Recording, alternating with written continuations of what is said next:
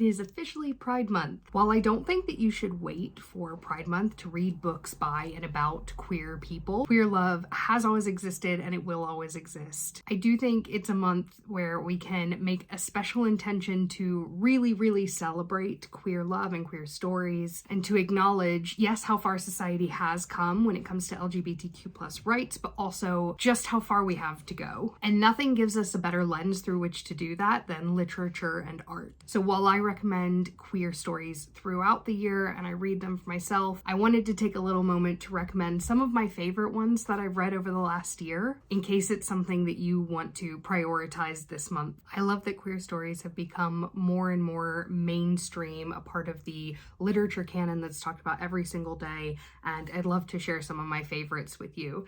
And I'll also share with you some of the things that I'm reading during Pride Month so that you can read along with me if you want to.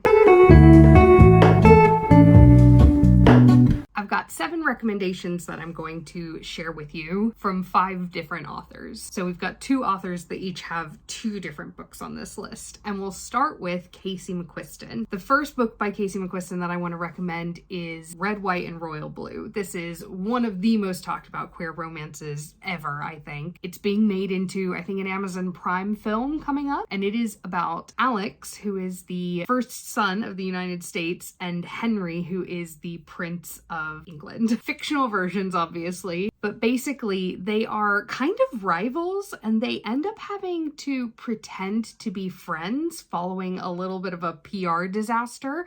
And as they get closer to one another, they end up falling for each other. But given the political status of both of their families and their own sense of duty and their own ambitions within that context, it becomes very complicated. This is one of my favorite queer romances that I've read because the premise is, of course, a little bit silly, but the book is so good. The emotions are so raw and so real, and it manages to really ride that high of like a somewhat ridiculous romantic premise while also getting really deep into identity and friendship and family and duty. It's really funny and it's really hot as well. It is a very spicy book and a very well done spicy book. It's my #1 recommendation when people ask for queer romance recs. If you're interested in queer romance, you probably have already read it, but just in case you haven't, definitely be sure to pick it up. Also by Kacen McQuiston is One Last Stop, which is about August, who has moved to New York, and while she's on the subway, she starts seeing this girl that she really likes and developing a little bit of a connection with her, only to discover that Jane, the person that she's met in the subway, she's trapped in time. And so the story is not just about the two of them falling for each other, but also about what Jane is going to do. Is she going to try to get back to her own time? What does it mean for her if she doesn't? What does it mean for them to have this sort of clock or this limitation put on their relationship and their developing feelings? This book has incredible found family vibes, slightly less spicy than Red, White, and Royal Blue, but still very good chemistry. And just the characters in this are so wonderful. I personally really like the way that Jane's character was very much a reflection of the time that she had come from, where it wasn't really possible for her to be out in the way that it's possible for August, and how that impacts their relationship. Again, very funny. I think Kacen McQuiston is just really funny in general. So another great recommendation for you. Now let's go to a couple of authors that I've only read one of their books, but really enjoyed. One of them is A Little Bit Country by Brian Kennedy, and this is a YA choice, so this is not going to be a spicy read, but this is about an aspiring country music artist named Emmett who gets a job in the summer show at Wanda World, which is basically meant to be Dollywood. So Wanda Jean is a fictionalized version of Dolly Parton. It's pretty Dolly coded, at least. And while he's there, he meets Luke, who's working in one of the restaurants at Wanda World. But the problem is that Luke is still very much coming to terms with his sexuality. And there's also some interesting family history that relates to Wanda herself that gets in the way. It's a very cute story. It is very YA, but if you're looking for sort of an introduction into queer romance, I think it's a really good one because it does deal with themes of sort of discovering your sexuality and coming out, but that's only one element of the story, and there's a lot of other plot going on and a lot of twists and turns throughout. Plenty of angst, plenty of cute moments. It's just a really good all-round story. Another one that I want to recommend that I don't think is shelved as romance is Arthur and Teddy Are Coming Out by Ryan Love. This is one that I just read last month, and it's about Arthur, who is a 79-year-old granddad who comes out to his family at dinner.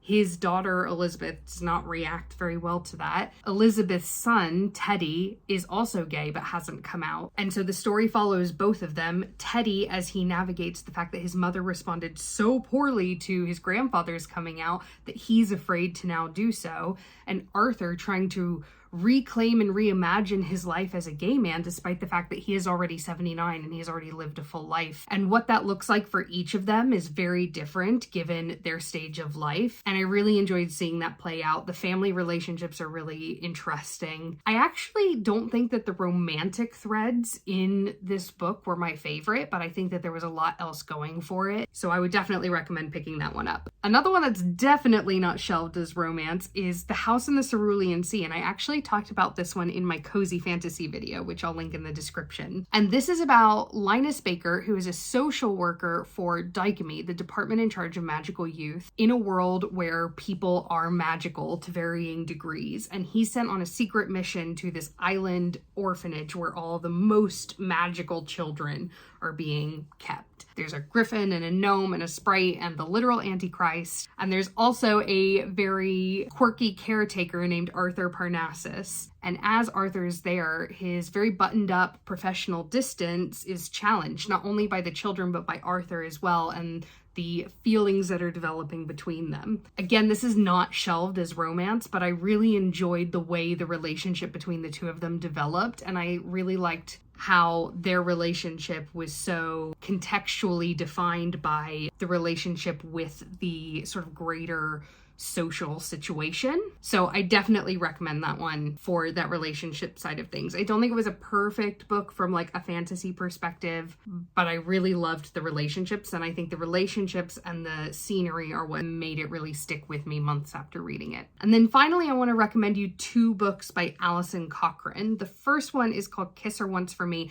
It's actually a Christmas book that came out last year, but like Christmas in June, fine. We're halfway to Christmas anyway, so why not? And in Kiss Her Once for Me, last Christmas, Ellie met a girl named Jack at a bookstore, and over a single day spent together in a snowstorm, they really fell for each other. But then there was some miscommunication and they then didn't see each other after that. Flash forward a year, which is where our story starts, and Ellie is working in a coffee shop, and the landlord of the coffee shop ends up proposing a marriage of convenience that will solve her financial problems as well as his. But when she goes to spend Christmas with his family, it turns out his sister is the girl that she met the year before. So there's a fake dating / marriage of convenience bit, there's forced proximity, there's all kinds of wonderful tropes. Alison Cochrun's books are quite steamy, so be aware of that, but this one was really good fun. I really liked the family dynamics because you are in these like close quarters with the family. And if you enjoy a fake dating trope, this is a really interesting like subversion of that trope. The other Alison Cochrun book that I want to recommend is maybe my favorite queer romance that I've ever read, and that is The Charm Offensive. This is a book about a fictionalized version of The Bachelor, which if you're new here, you might not know that going back a few years, I'm a little bit of a Bachelor fan. Not so much these days, but it's got a special place in my heart. And this book has a fictionalized version of The Bachelor called Ever After. And our main characters, Dev and Charlie, meet there because Dev is a producer who is assigned to be the handler for the lead, who's Charlie. And Charlie is just there as a way to try to rehabilitate his image publicly. And while they're spending lots of time together, romance ensues. Again, a very steamy book, but I love this book because Dev and Charlie are both such well-drawn characters. Dev is so charming and funny and quirky and a little bit awkward and insecure. And Charlie has pretty significant mental health issues around anxiety and OCD. And the way that those things are incorporated into the romance of the story is just really masterfully done. And it's also really hot. So definitely The Charm Offensive. I think alongside Red, White, and Royal Blue, it's the thing that I recommend the most. So I thought I'd bookend my recommendations with those two. So now let's talk about the books that I'm going to be reading during Pride Month. The first one, which is an audiobook that I've started listening to already, is Infamous by Lex Croucher, which I'm led to understand is kind of like a queer version of Bridgerton, which follows Edith, aka Eddie Miller, who is very clearly in love with her best friend Rose from the beginning, but she doesn't necessarily know that. And suddenly, Rose gets engaged to a man at around the same time that Eddie starts spending time with her literary idol, and the sort of hedonism and social nonchalance that group practices has a really big influence on Eddie, and Rose is kind of part of that as well. I'm not very far into it, so if it sounds like I don't know what I'm talking about, that's probably why. The next book that I'm going to be reading is Felix Ever After by Kacen Callender. And this is about a young trans boy named Felix who has never been in love, and being Black, queer, and transgender feels like he's never going to get to experience that. He starts being bullied by a fellow student and maybe like blackmailed and dead named and all of this. And apparently it's going to result in a love triangle. I don't really know.